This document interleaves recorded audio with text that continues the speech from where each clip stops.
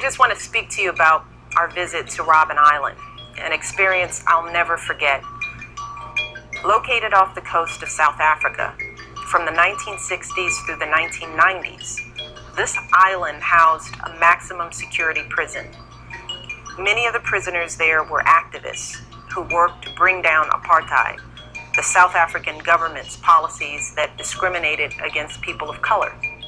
Among those imprisoned at Robben Island were 3 men who went on to become president of South Africa, including Nelson Mandela and the current president, Jacob Zuma.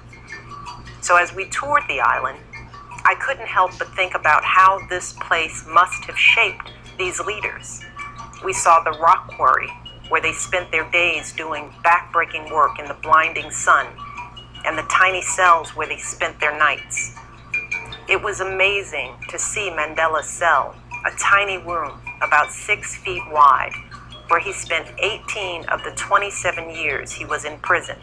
He slept on a thin mat on the floor, and when he stretched out to sleep at night, his toes touched one wall while his head grazed the other. Yet despite these conditions, Mandela and his fellow prisoners never lost hope.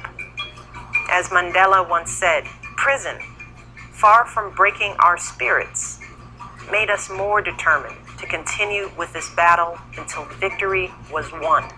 So when these prisoners were finally released, their spirits were far from broken. Mandela went on to lead the movement to end apartheid and set up a new democratic government. He won a Nobel Peace Prize and became South Africa's first black president. While very few of us will ever encounter the kind of discrimination and brutality that Nelson Mandela endured, all of us can learn important lessons from his struggle. We can learn about the importance of standing up for what you believe in, no matter what the cost. We can learn about how, with self-discipline and courage, we can overcome the most unthinkable hardships.